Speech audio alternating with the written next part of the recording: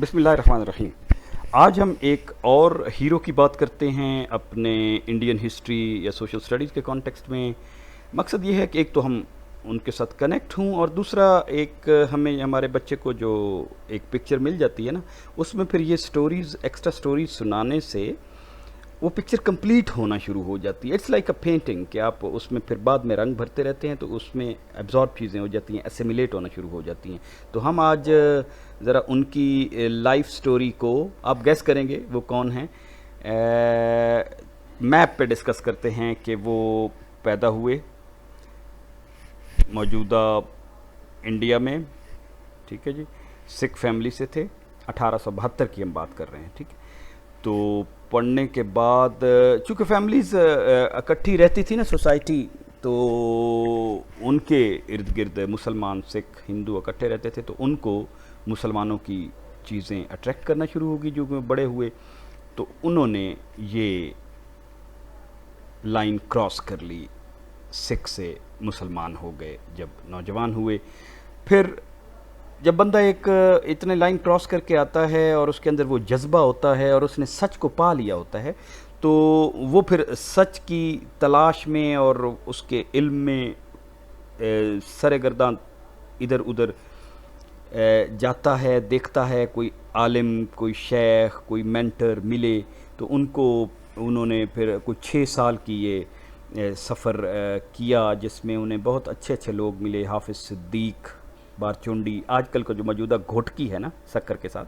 तो वहाँ पे थे। उस ज़माने में वो जुनैद ज़माना के नाम से मशहूर थे, उनके पास पढ़ा। फिर अल्टीमेटली देवबंद में लैंड हुए। जब देवबंद में गए तो उनकी उम्र 25 साल थी। अब चूँकि एक जज्बा था और हाईली इंटेलिजेंट थे, तो उनके जो देवबंद में उस्ताद थे उनका नाम था सैयद अहमद, और वो उनको कहते थे कि ये तो मुस्तकबिल का शाह अब्दुल अज़ीज़ पैदा होगा। और वो फिर नज़र में आ गए शेखुल हिंद की, मौलाना महमूदुल हसन की नज़र में आ गए। उन्होंने इस बच्चे को, यंग आदमी को पहचान लिया। उन्होंने फिर इनके ज़िम्मे टास्क लगाने शुरू किए जो कि बहुत एक काइंड ऑफ ग्लोबल और वेरी इंपॉर्टेंट नेचर के थे, और अपने इंडिया के लिए, इंडिया की आज़ादी पे वो काम कर रहे थे। कि अलीगढ़ और देवबंद के में ज़ाहिर एलिट्स हैं ना, जो पढ़े लिखे लोग हैं, और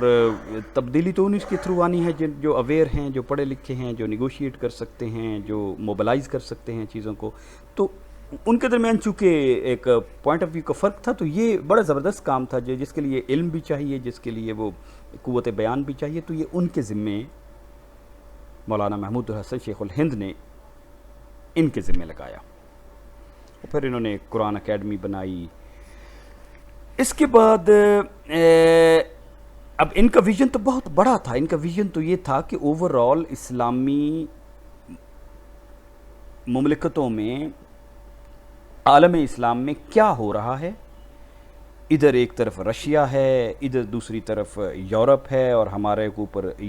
बरतानिया मुसल्लत है। इधर तुर्की और जर्मनी कुछ आपस में बातें भी करते हैं दूसरी ताकतों के ख़िलाफ़। बल्कान और तराबलस की जंगें हो रही हैं, फिर वर्ल्ड वार 1 है। तो इधर एट द सेम टाइम आप सोचें कि लॉरेंस ऑफ अरेबिया जैसा जासूस उन्होंने छोड़ा हुआ है ताकि मुसलमानों को फ़लस्तीन,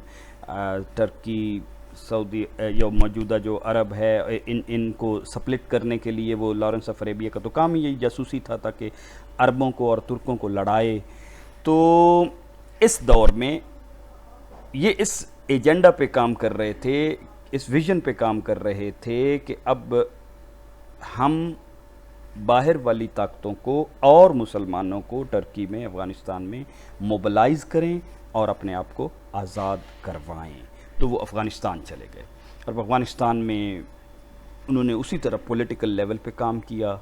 वहाँ के बादशाहों के साथ मिले, वहाँ के वज़ीरों के साथ, जर्नैलों के साथ, नादिर शाह के साथ। तो रेशमी रोमाल की तहरीक में हिस्सा लिया। वहाँ पे फिर जैसे होता है कि वो बादशाह जिनके साथ ये थे, वो जब इक़्तिदार में आ गए और उन्होंने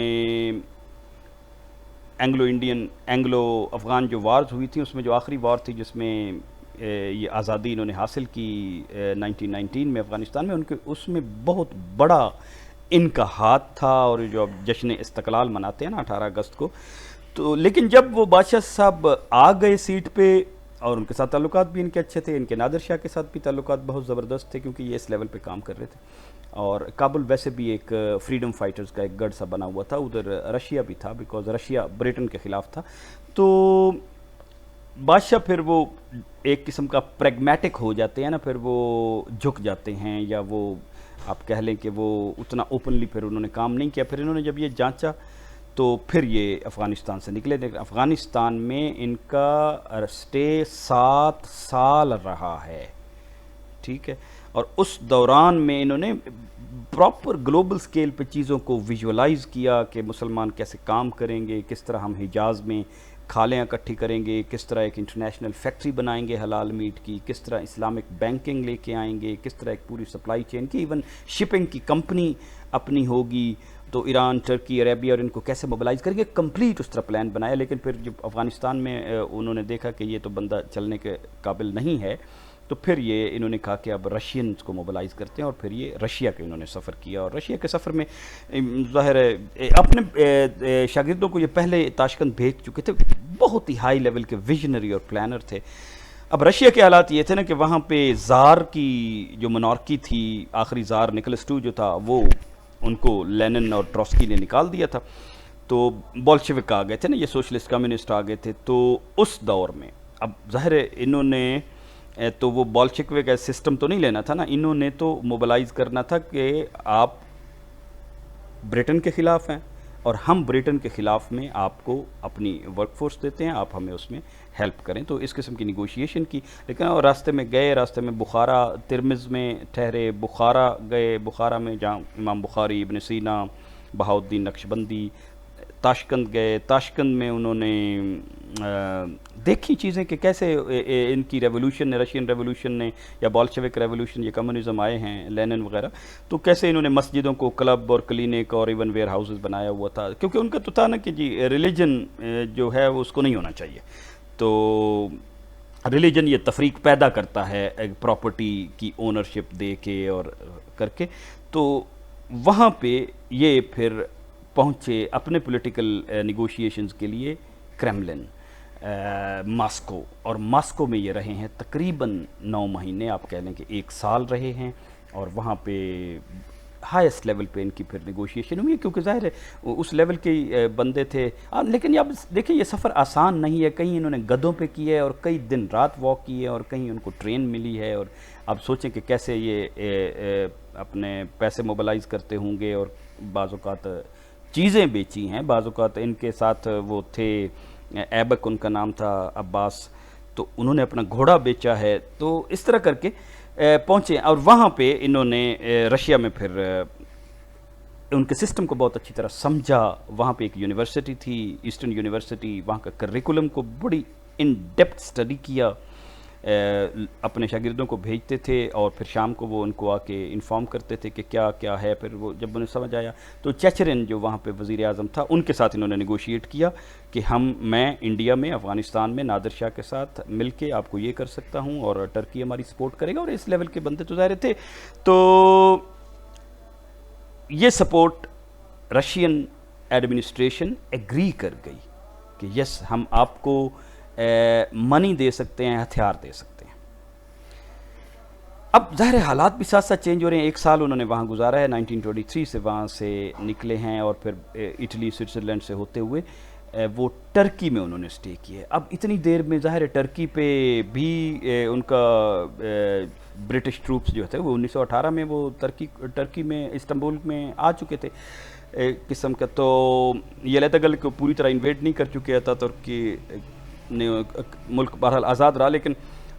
ترکی میں پھر انہوں نے 3 سال سٹے کیا ہے، ٹھیک ہے، ترکی میں 3 سال انہوں نے سٹے کیا، اور یہاں پہ انہوں نے بڑے بڑے علماء سے وہ ملے ہیں، جیسے رشیا میں تھے نا، تو وہاں پہ بھی ایک بہت بڑے عالم تھے جن کو اصل میں پھر انہوں نے پوری طرح اسلام بتایا، جو انہوں نے بر صغیر سے سیکھا تھا، وہ شاہ ولی اللہ کی تعلیمات اور وہ حجت اللہ بالغہ، موسیٰ جار اللہ ان کا نام تھا، اور بہت بڑی ریپیوٹ تھی ان کی وہاں پہ، بہت بڑی ان کی فالوئنگ تھی ادھر، تو اس طرح یہ بندے اپنا میسج بھی پھیلا رہے تھے، اپنا مذہب بھی پھیلا رہے تھے اور انٹرنیشنل تعلقات قائم کر رہے تھے آزادی کے لیے. آپ ذرا اس جدوجہد کو ویژولائز کریں اور ان کی دن رات دیکھیں کس طرح انہوں نے اپنی فیملی لائف کو، پرسنل لائف کو سیکریفائس کیا ہے ایک کاز کے لیے. تو 1923 سے لے کر 26 تک یہ 3 سال وہاں رہے ہیں، اور پھر اس وقت تو ان کو سمجھ آ گئی کہ یہ تو ٹرکی بھی اس قابل نہیں ہے کہ وہ یہ اس قسم کے گرینڈ پلان پہ عمل کروا سکے. وہاں پہ ان پہ نہرو سے بھی ملاقات ہوئی ہے اس دوران میں، جو چونکہ یورپ سے ہو کے آئے تھے. تو نہرو نے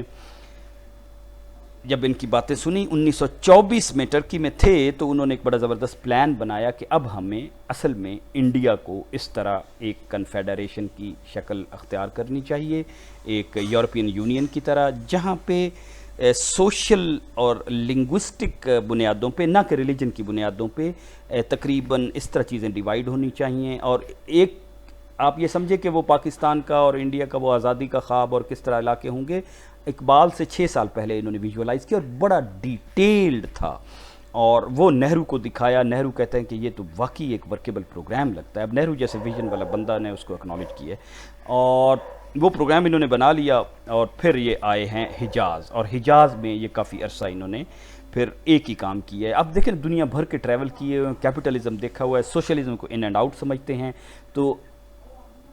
الٹیمیٹلی اس نتیجے پہ پہنچے ہیں کہ جو پروگرام کمیونزم امپرفیکٹ چیز ہے، اس میں چونکہ اسپرچولیزم ہے نہیں تو اس کو ایز سچ تو لیا نہیں جا سکتا، لیکن اس کی کچھ اچھی چیزیں لے سکتے ہیں. مثال کے طور پہ جس طرح زمینیں ہیں تو گورنمنٹ لے کے آگے لوگوں کو دے دے. تو ان کے کمیونزم میں کافی متاثر تھے، لیکن کمیونزم کو انہوں نے ان ٹوٹو نہیں لیا. تو اسلام سے ظاہر ہے وہ ڈیپلی اسلام کو سمجھتے تھے. تو انہوں نے ایٹ دا اینڈ جس پہ پہنچے وہ حضرت شاہ ولی اللہ کے پولیٹیکل اور سوشل سسٹم پہ پہنچے، اور وہ پولیٹیکل سوشل سسٹم انہوں نے یہاں پہ 13 سال لوگوں کو اس کی حجت اللہ بالغہ کی، شاہ ولی اللہ کے سسٹم کی تعلیم دی ہے. اور ان کا خیال یہی تھا نا کہ فارمز چینج ہو سکتی ہیں زمانے کے حساب سے، مونارکی کا دور نہیں رہا، وہ مغل اور آٹومن کا اب دور واپس نہیں آ رہا. تو اب ہمیں یہ ہے کہ ہمیں اپنی اسی نیشنلزم میں، اپنے لوکلز میں اپنے سارے رائٹس اور فریڈم اور وہ ترقی کرنی چاہیے. پھر چونکہ یورپ بھی دیکھا تھا اور یہ ساری چیزیں انہوں نے دیکھی تھی، تو وہ سائنٹیفک تعلیم، انگلش سیکھنے، ترقی کرنے، فیکٹریاں بنانے اور ان ساری چیزوں کے حق میں تھے. تو ان کا ایک ویژن، جو بندہ ہسٹری پہ بھی نظر رکھتا ہو، اسے تاریخ بھی پتہ ہو، اپنا مذہب بھی پتہ ہو، اور اس وقت کی گلوبل سین کو اتنی ڈیٹیل سے سمجھتا ہو. آپ سوچیں پھر جب وہ واپس آئے ہیں تو وہ he was way ahead of the people, جن کو وہ یہاں پہ چھوڑ کے گئے تھے. تو واپس آنے والے لوگوں کے ساتھ وہ اس لیے ریکنسائل نہیں کر سکے کیونکہ ان کی اب اتنی گہری سوچ نہیں رہی تھی جو یہاں پہ تھے، اور اتنی براڈ سوچ ان کی نہیں تھی کہ وہ ان کے آئیڈیاز کو ایبزارب کر سکیں، کیونکہ پھر اپنے یہ ویسٹڈ انٹرسٹ میں تھے. لیکن آپ سوچیں کہ یہ بندہ کتنا بڑا اور کتنا عظیم تھا. ٹھیک ہے، ویژولائز بندہ نہیں کر سکتا کہ کتنی بڑی پرسنل قربانی ہے صرف اپنا مذہب چھوڑنا اس دور میں. اور مذہب چھوڑنے کا مطلب یہ نہیں ہوتا پھر سارے آپ سوشل کنیکشن چھوڑتے ہیں اور پھر اس محبت دیکھیں اسے. یہ ہے کسی زمانے میں پاکستان کے ان کے نام پہ ٹکٹ بھی جاری کیا تھا مولانا عبید اللہ سندھی. اب ایک جھلک دیکھتے ہیں کہ وہ جب واپس آئے ہیں تو ظاہر ہے وہ تھوڑے سے نالاں تھے کہ ان لوگوں کو میری باتیں اپیل نہیں کر رہی. تو میں یہ پروفیسر سرور ہیں جامعہ ملیہ اسلامیہ دلی کے، تو ان کا ایک ایکسٹریکٹ آپ کو سناتا ہوں کہ ایک دن مولانا بڑے مغموم سے تھے. فرمانے لگے کہ میں مسلمانوں کو کام کی اور ضرورت کی باتیں کہتا ہوں لیکن وہ نہیں سنتے، بلکہ الٹا مجھے مطعون کرتے ہیں. مجھے دیکھو، میں 16 برس کا تھا کہ گھر بار چھوڑ کر نکلا تھا. مانا کہ میرا خاندان بہت بڑا نہ تھا، نہ ہمارے ہاں دولت کی فراوانی تھی، لیکن آخر میری ماں تھی، میری بہنیں تھیں، اور ان کی محبت میرے دل میں جا گزین تھی. لیکن اسلام سے مجھے اتنی محبت تھی کہ میں کسی محبت کو بھی خاطر میں نہ لایا. خدا ہی جانتا ہے کہ ماں کو چھوڑنے سے مجھے کس قدر ذہنی کوفت ہوئی. یہ کہتے ہوئے مولانا اب دیدہ ہو گئے. ہمیں ان کی قدر کرنی چاہیے اور ان کے درجات بلند کرنے کی دعا کرنی چاہیے. مولانا عبید اللہ سندھی رحمۃ اللہ علیہ رحیم یار خان میں مدفن ہے. ونشهد ان لا الہ الا انت ونستغفرک ونتوب الیک.